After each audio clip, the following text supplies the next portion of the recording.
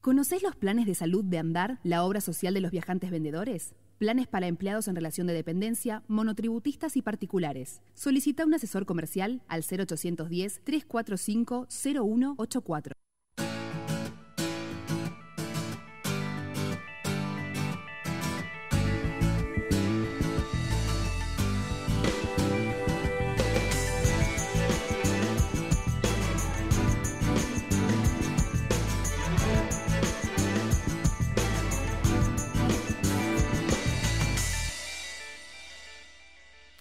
¿Cómo les va? Bienvenidos, buen mediodía para todos, una vez más aquí en Trabajo Argentino para pensar cómo están los trabajadores y las trabajadoras en la República Argentina. Y esta semana vamos a hablar de transporte y en particular del subte, los subtes de la ciudad de Buenos Aires, como sabemos con algunas dificultades, como siempre ocurre para viajar en la ciudad y lo que muchas veces se menciona como una falta de inversión y de planificación. Por día se estima que se producen más de 13 millones de traslados entre colectivos, trenes y subtes en el área metropolitana.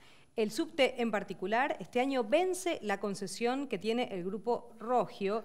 ¿Y qué va a pasar una vez que esto ocurra? ¿Cómo va a impactar en el servicio que recibimos los porteños y las porteñas y quienes llegan a trabajar a la ciudad todos los días? Los trabajadores, los metrodelegados, han logrado, por ejemplo, que la jornada laboral sea de 6 horas y sin embargo todavía luchan por el reconocimiento sindical, que hace poco tuvieron un traspié en ese sentido, de eso vamos a hablar también en este programa, y hace muy poco tiempo, como decíamos, esto ocurrió, hay algunos otros problemas que están, como por ejemplo la paritaria, llevando adelante, enfrentando los trabajadores del subte. Estamos con Roberto Pianelli de los metrodelegados, se llama Asociación Gremial de Trabajadores del Subte y el Premetro, y lo conocemos siempre como metrodelegados. Beto, gracias por venir. No, gracias a ustedes. Siempre es un placer recibirte. Bueno, ¿cómo están los trabajadores del subte? ¿En qué está el conflicto que ustedes llevan adelante? Estamos como la gran mayoría de los trabajadores, es decir, vemos cómo se hace muy difícil poder sostener el poder adquisitivo. Es uno de los primeros problemas que tiene la gran mayoría de los trabajadores, ¿no? Hay un techo, han impuesto techos salariales que, más allá de que hemos tratado de enfrentarlo y de romper esos techos salariales para poder continuar manteniendo el poder adquisitivo, siguiendo a la par de la inflación, no lo hemos podido hacer, esa es la verdad. Algunos voluntariamente y otros nos ha sido muy difícil.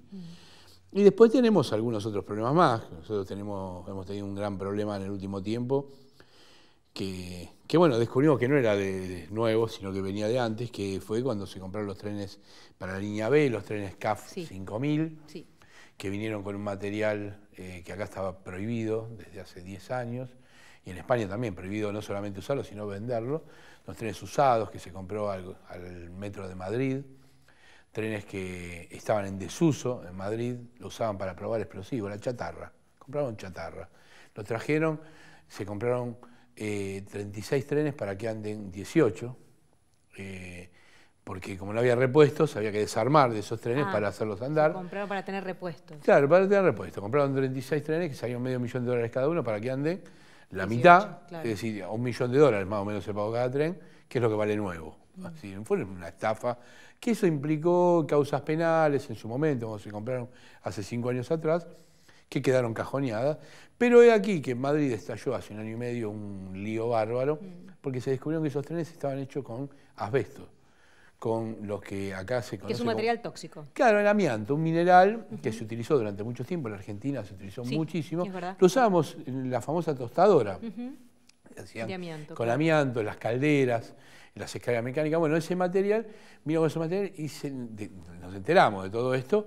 ¿Por qué? Porque en el Metro de Madrid aparecen, ya vamos por 6 trabajadores enfermos con asbestosis, es decir, cáncer de pulmón, producto de trabajar con estos materiales. Así que descubrimos eso, hicimos la denuncia correspondiente, se hicieron los onzos, se sacaron de circulación esos trenes, pero no los quieren investigar, porque quieren hacerlos desaparecer sin que se investigue. Ahora, a nosotros nos despertó toda esto no lo teníamos en cuenta. Entonces empezamos a investigar sobre los trenes que teníamos de antes, a ver si tenían asbesto. Efectivamente, encontramos en la flota de la línea C, en la flota de la línea E, en la flota vieja de la línea B, los Mitsubishi, ¿te acuerdas? Los colorados, esos ya venían con asbesto. Lo encontramos, hicimos la denuncia y el gobierno, nada. ¿Y esos son trenes que tienen qué antigüedad? Los rojos, por ejemplo. No, los rojos son uno de los más viejos de todos. Cuando vinieron acá, vinieron en el año 94, tenían 30 años de uso en el puerto de Nagoya, en el metro de Nagoya, y esos trenes, ¿qué pasó? Le habían sacado de circulación.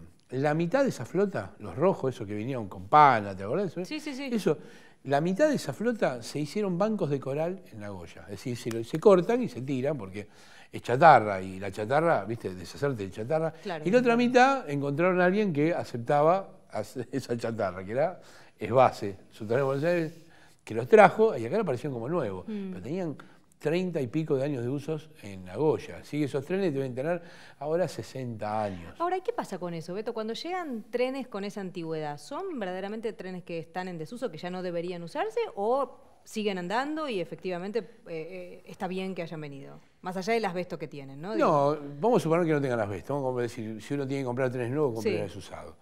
Primero, el que te vende un tren usado está vendido porque tiene determinadas normas que dicen que después de tanto tiempo no pueden usarse. Por ejemplo, en Japón 30 años, no se puede, después hay que estirarlo, hay que poner otros nuevos. Primero eso. Segundo, vos podés decir, si es una gran oferta, los traigo, porque es una gran oferta, los traes. Y puede ser que a vos, coyunturalmente, porque no tengas la plata para comprarlo, no fue lo que pasó con los trenes que vinieron de España. Los trenes que vinieron de España eran chatarra, esa chatarra, traerla salió $500,000, hoy se está vendiendo a $5.000 en Madrid. $500,000 cada vagón, y acá se compraban 2 vagones para hacer uno, es decir, salía $1.000.000. Un tren nuevo sale $1.000.000. Claro. Se usaron 3 años y están ahora para tirar a la basura. En verdad, ellos quieren tirar a la basura, nosotros lo que queremos que primero se los investigue, se detecte. ¿Por qué estamos empecinados en esto? ¿Y por qué es importante detectar que tienen el asbesto? Porque si hay asbesto, lo que hay que hacer después es exámenes periódicos durante muchos años a los trabajadores, porque eso la enfermedad no aparece inmediatamente, aparece con el pasar de los años. Es como la contaminación con glifosato, que aparece con el tiempo. Exacto. Entonces vos tenés, si un trabajador que estuvo en contacto con eso, tenés que, hasta que se jubila, tenés que hacerle esos análisis, porque sabés que estuvo en contacto con un material que le pudo producir asbestosis, cáncer de pulmón, ¿no? ¿Y el asbesto en qué parte de las formaciones está? En general en las partes que hacen para aislar el calor. En el 5000, ¿la carrocería sería? Abajo, en los motores, por ejemplo, en la apagachispa, la tapa de los apagachispas en el 5000 tenían asbesto. Y encontramos en los Nagoya, que están en la línea C, que esos también deben tener, son del año 75, 78, diferentes series. También eso los compramos usados a Japón, esos también venían con asbesto. Y después tenemos los viejos General Electric argentinos, que estaban acá hace no sé cuántos, deben tener 70, 80 años, que funciona la línea E, que también tiene. Y después hay otros lugares donde hay asbesto. Por ejemplo, ¿qué descubrimos? El techo del premetro está hecho con asbesto. Y hay muchísimos techos. Digo, mira, yo vivo en La Boca, en Catalinas, en el barrio Catalinas. Mis vecinos, tengo amigos que son vecinos que tienen sus hijos en el colegio, en un colegio primario. Me llamaron el otro día, como sabían que estamos con el tema del asbesto, para pedirme si conocía un ingeniero, porque en el colegio hay una caldera que la quieren desarmar, tirarla, derrumbarla, y tiene asbesto. Entonces, si vos derrumbás eso, el asbesto vuela la contaminación, y no inhala. Claro. Es lo que pasó en el Borda. ¿Te acordás el famoso taller protegido del Borda? ¿Sabes el amparo? ¿Por qué decía el amparo que no se podía demoler? Es porque estaba hecho con asbesto. Los animales que gobiernan la ciudad de Buenos Aires, que fueron, demolieron todo, tiraron todo, el asbesto voló por el aire, de haber envenenado a los enfermos, envenenaron a los vecinos de Barraca, a todo el mundo.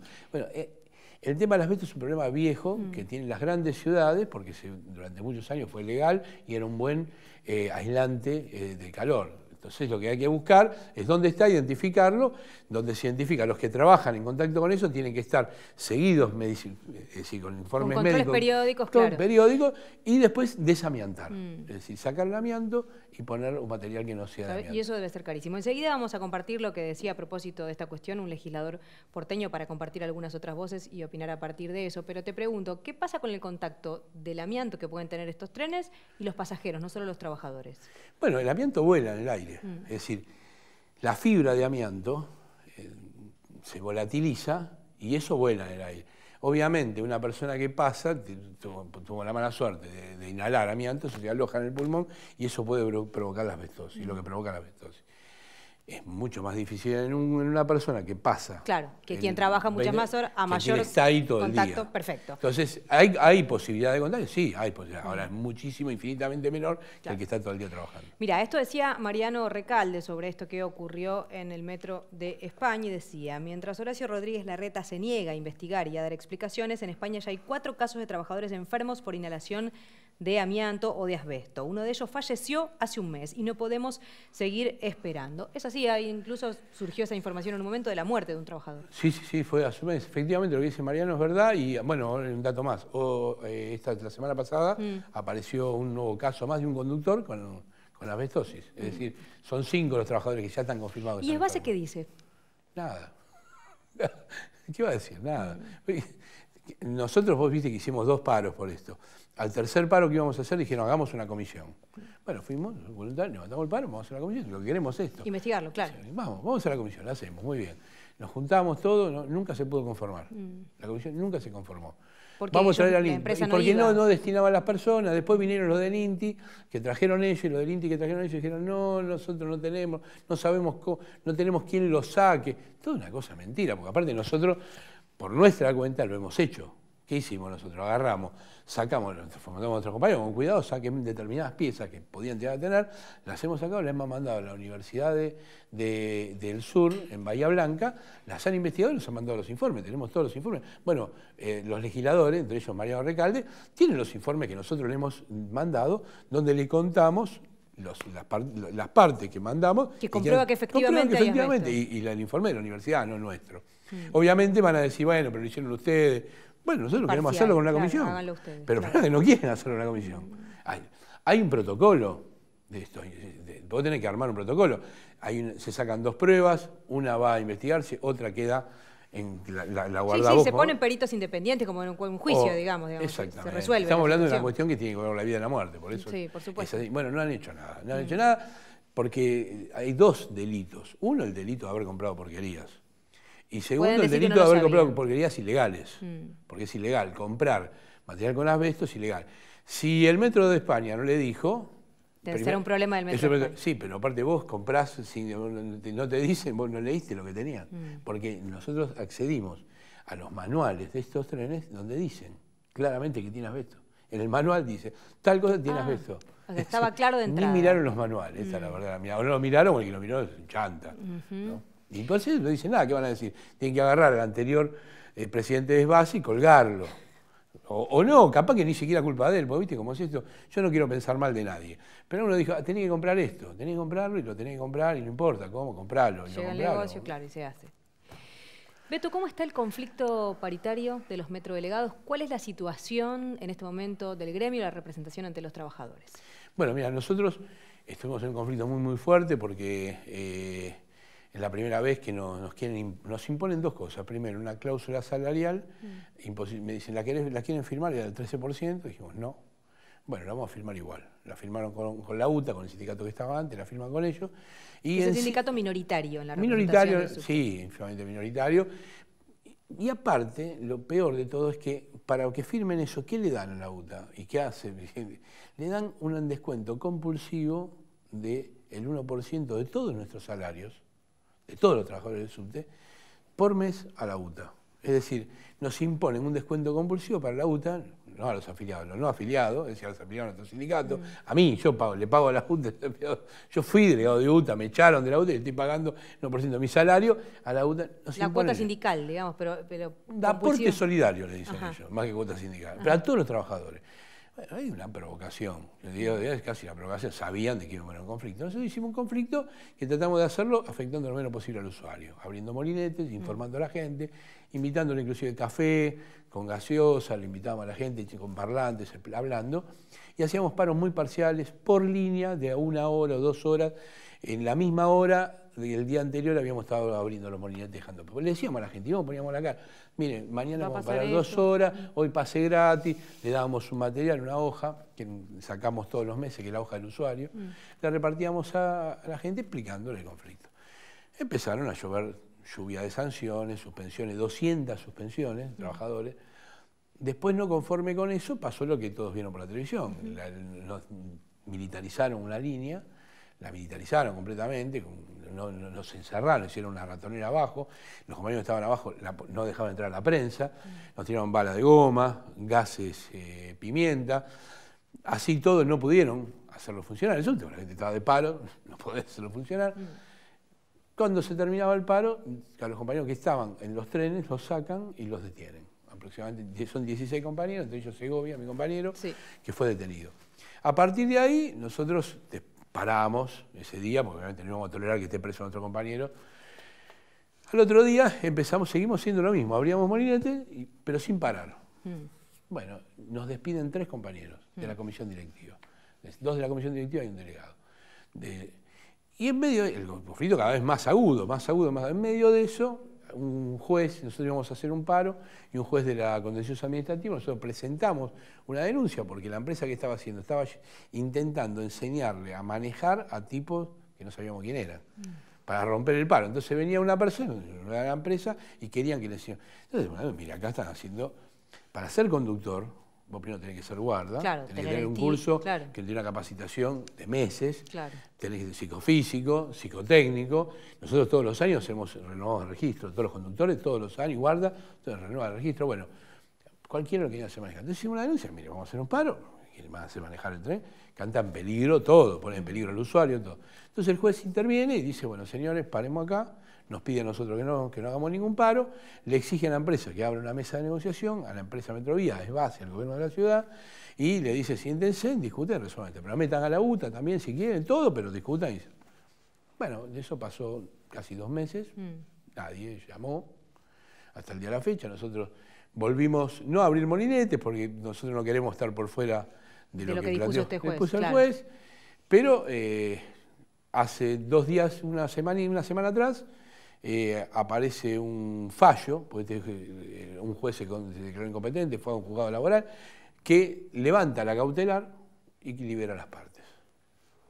Sigue el proceso, pero libera las partes. Sí, a lo cual nosotros empezamos a realizar determinadas medidas para volver a decirle a la gente, miren, que en cualquier momento vamos a tener un conflicto. Porque si en ese momento el 13% más el descuento compulsivo, el 1% que nos imponían, no lo aceptábamos, hoy, después de la corrida bancaria, querer que sigamos con el 13%, ya ese 13% se licuó con los aumentos, con la inflación. Claro. Entonces, bueno, estamos al borde, o en el momento, empezando, podríamos decir, un nuevo conflicto, desgraciadamente, ¿no? Mira, repasemos lo que decía el jefe de gobierno de la Ciudad de Buenos Aires, Horacio Rodríguez Larreta, lo decía en mayo. El paro es ilegal porque el gremio es ilegal. Hasta hace un mes los metrodelegados tenían el reconocimiento jurídico que les había dado el Ministerio de Trabajo del kirchnerismo, pero semanas atrás la Corte falló y se los sacó. Hace un mes que son ilegales. Esto dijo Horacio Rodríguez Larreta. Bueno, es mentira. Yo no tuve oportunidad de hablar con Larreta sobre esto, no, nunca tuve. Pero Larreta hace un año atrás, si lo pueden googlear ustedes después, decía de que con los metrodelegados tenía una muy buena relación. Él decía, Rodríguez Larreta, declaraba públicamente. Hace un año, 3 años atrás, nosotros somos sindicatos desde hace 10 años. Vamos a cumplir ahora en septiembre 10 años de sindicato. Hacer un sindicato en Argentina no es nada fácil, es muy difícil, conseguir la inscripción nos costó mucho con la anterior administración. Les costó también bastante. Kirchnerista, ¿no? Como dice ellos, kirchnerista. Que ellos se la dieron. Claro, sí. Con ellos tuvimos conflictos muchísimo más que lo que tuvimos ahora. Larguísimo sobre esto. Para que nos inscriban tuvimos que hacer huelga, llenamos la capital de carteles. Para tener esa representación gremial. La inscripción, primero la inscripción. Sí. Era, me acuerdo de los carteles, era señor Tomada, inscriba, dé el número de inscripción, carteles de toda la ciudad, paros, todo, conseguimos la inscripción. Después, una inscripción que se tenía que haber resuelto en 3 meses, la resolvimos en 3 años. Después hay otro trámite que es la personalidad gremial. La personalidad gremial, que no es si es legal, porque el sindicato es legal cuando está inscripto. Sí, sí, eso es lo otro es una cuestión de qué representatividad tenés formalmente para las paritarias. La personalidad gremial lo mismo, tuvimos 4 años de trámite. Hicieron 3 compulsas, que es donde se mide cuál es el sindicato más representativo. En la UTA no se presentó ninguna de las 3. El gobierno kirchnerista, como le dice el señor Larreta, 3 veces le dio la posibilidad a la UTA que se presente para que traiga y demuestre que tiene. No se presentó ninguna. Cuando termina, para la tercera vez, la agarramos a tomar, la quería ahorcar. No, Carlos, te voy a ahorcar si no me defino la primera. ¿Cuántas va a ser más? Bueno, está bien, la firmó, aceptó, en una tenía que haber 3. La aceptó, que dije, bueno, terminó este programa. ¿Qué hace la UTA cuando va a la justicia y dice, no nos dieron todas las posibilidades? Apela ante la justicia y en un fallo express, que tendría que explicarlo Larreta eso, la gestión, ya no kirchnerista, la gestión macrista de Larreta, en un fallo express, es decir, llegó un expediente que tiene pilas y pilas, y en 48 horas resolvieron, decir, no, mire, que vuelva al ministerio y denle otra posibilidad a la UTA. Nunca se planteó ilegalidad, sino lo que se planteó que siga el trámite. Eso es lo que está. Lo apelamos a la Corte Suprema de Justicia. ¿Qué pasó? ¿Qué es lo que dice Larreta que pasó y qué es lo que en verdad pasó? Lo que pasó en la Corte Suprema recibe el caso y tiene una potestad que no tienen los demás juzgados. Un juzgado puede declararse incompetente, pero la Corte Suprema puede decir, yo este tema no lo trato. Claro. No resuelvo. Con lo cual queda vigente el fallo de la instancia anterior. No resuelvo. Y dijo eso, no resuelvo. No es que nos sacó la personería, la dijo, no resuelvo. Siga el trámite, que siga el trámite. Eso fue lo que dijo la Corte Suprema. No es verdad que es mentira que somos ilegales. Todo eso es absolutamente mentira. De hecho, si éramos tan ilegales, ¿por qué hacía 15 días estábamos en la Secretaría de Trabajo? ¿Y por qué Ezequiel Jarvis, el subsecretario, 15 días atrás me había presentado la misma hoja de la paritaria a nosotros para que la firmemos? Ahora, si firmábamos el 13% y aceptábamos el descuento compulsivo de la UTA, éramos legales. Ahora, si no aceptamos, somos ilegales. Es mentira. Esto es la posverdad. Pasa que la posverdad tiene patas cortas también, porque en un momento vos mostrás los papeles, mostrás las actas de la Secretaría de Trabajo de la ciudad que hoy gobierna Rodríguez Larreta, donde estamos en las reuniones paritarias con los representantes de la ciudad. Con representación frente a los trabajadores. Mentiras, son las mentiras que hacen en medio de un conflicto, que tratan de confundir, tienen el monopolio de los medios más grandes de comunicación, con eso te bombardean, y tratan de generar un sentido común en la sociedad de si son ilegales. No somos ilegales, somos legales, lo sabe todo el mundo. Por eso el juez falla y le dice, déjese de joder, mire, no mientan más, siéntense y discutan. Hagan lo que tienen que hacer. Y eso es lo que no cumplió Larreta, porque el ilegal es él, que no cumplió y no nos convocó en su momento a sentarnos a discutir como le exigió la justicia de la ciudad. Ahora, me imagino, Beto, que para ustedes, e imagino que para la gente de la UTA también debe ser así, otros trabajadores, por más que tengan otra representación, no son el enemigo. Digamos, que pueden estar en posiciones diferentes, obvio, pero me imagino que ahí debería haber una posibilidad de ponerse de acuerdo. No, pero ahí la hay. Okay. Nosotros ahí no tenemos problema. Cuando nosotros hicimos el sindicato y pedíamos por nuestra legalidad, hubo muchos hechos de tensión que se vieron por la televisión. Lo vio la gente. Pero esos hechos de tensión no eran con los trabajadores que todavía podían llegar a estar afiliados a UTA en el subte. Eran con tipos que venían de afuera. Que aparte todo el mundo los veía y sabía, hemos visto tipos armados. Es decir, no con el compañero. Nosotros puede haber compañeros. Hay muy pocos y están focalizados en determinados lugares. Pero los conocemos y tenemos diálogo, hablamos, los saludamos. No hay ningún inconveniente con él. Y en general el tipo que se ha quedado, porque han hecho muchas macanas, esto de venir con tipos armados, patotas, queda muy poca gente por eso. En general queda gente que la hace entrar la UTA a posterioridad de todos estos hechos y por favor se quedan. Pero ahí nosotros no tenemos ningún problema, los defendemos, nuestros delegados los atienden a ellos también, tenemos una relación común y esa gente no quiere el 13%. Es decir, claro, porque puede ser de la UTA, de Boca, de River, de quien sea, pero el 13% no es acorde a la inflación que vas a tener en un año. No hay problema con eso. Entonces yo digo, ahí nosotros ni siquiera hubo conflicto con la UTA en este conflicto, porque la UTA ni apareció porque no hay un solo trabajador que podía llegar a estar afiliado a UTA o simpatizante o le debe favores a UTA que vaya a apoyar que tenga un 13%. Si estaban todos con nosotros haciendo lo mismo. Entonces digo, la discusión no fue una pelea intersindical. Claro. Acá fue una pelea claramente, y la que se está llevando a cabo, es una pelea contra el techo que el gobierno le quiso imponer a los salarios y que en muchos lugares pasó y en otros no tanto. Beto, ¿y qué está pasando con el clima de flexibilización laboral que se vive? No digo la ley, que ahora vamos a charlar sobre eso, pero me refiero a esto que vos decías recién. Un 13% no nos alcanza. En un contexto en el cual se sabe que el techo que el gobierno pretende imponer para las paritarias es del 15% y donde el Estado en muchos casos tiene paritaria 0%. Y como se sientan aquí semana a semana representantes de los trabajadores o de empresas pymes, lo que muchas veces nos cuentan es, bueno, en un contexto como este, la negociación paritaria se ve desfavorecida. ¿Te parece que es así? Obviamente, porque te impone, es un chantaje. Es decir, hay dos chantajes, no solamente el problema del techo salarial, sino el chantaje son los despidos. Claro. Ese es el riesgo principal, el riesgo del despido. Bueno, lo dijo Prat Gay apenas que asumió, van a tener que elegir, así, patrón de tal. Te elijan, ¿quieren plata o quieren laburo? Mirá que los rajamos. Bueno, te rajan igual, porque la demostración es que no es que bajar los salarios y mantuvimos el empleo. Al revés, se pierden 5.000 empleos por mes, una brutalidad lo que estamos perdiendo de empleo en Argentina. Entonces digo, esos son disciplinadores sociales que te empujan a bajar el salario y lo otro que te empuja, obviamente, a la polivalencia, a la flexibilización laboral, a mecanismos que, obviamente, en otros países le han sido muy útiles. En Europa eso ha pasado, la gran mayoría de los países de Europa son polivalentes, hay una flexibilización gigantesca, la tercerización, la precarización laboral es terrible, y eso que te genera mayores cantidades de accidentes, muertos, enfermedades, pérdida de puestos, más puestos de trabajo, porque no es que eso genera más puestos de trabajo, genera menos puestos de trabajo, porque hay un trabajador que hace tareas de 2 o 3, bueno, menos salario. Menos salario, obviamente, está demostrado que no crea empleo, destruye empleo, es al revés. Pero bueno, esa es la lógica que tienen para maximizar las ganancias. El objetivo de esto es maximizar las ganancias. Con nosotros, este problema, ellos saben que se enfrentan con un sindicato que peleó en contra de esto. Nosotros, por ejemplo, no tenemos tercerización. De ningún tipo. De ningún tipo.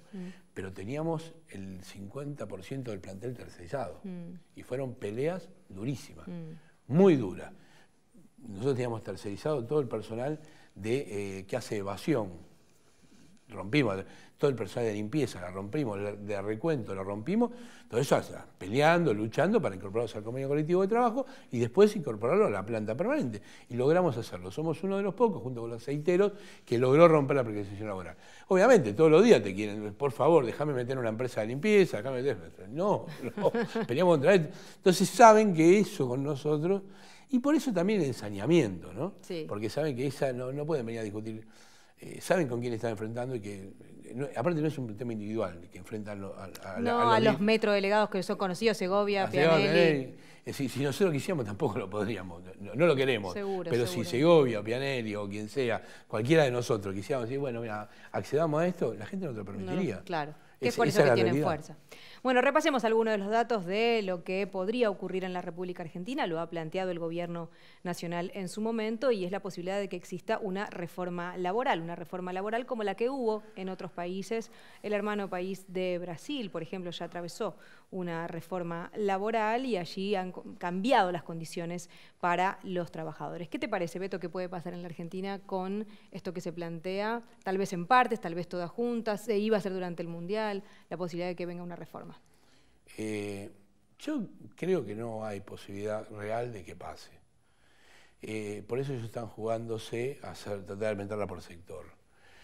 Acá, la reforma previsional, pensaron que entraba por un tubo. Es decir, después, yo creo que el gobierno comete, no sé si comete errores, tiene una política, la quiere llevar a cabo y cree que en los mejores momentos y la aplica. Después de ganar las elecciones dijo, vamos por la reforma laboral, reforma previsional y reforma tributaria. Fueron por la primera, vamos, la más fácil, los viejos, ¿quién joda? Nadie lo ve, vamos por esa. Fueron por esa, pasó por el Senado, rapidísimo. Bueno, fue diputado y se armó un lío bárbaro. Diciembre Argentina, digo, en el mundo, salimos por todo el mundo, viendo la resistencia gigantesca, no solamente de los jubilados, sino de toda la sociedad, porque está muy arriesgado.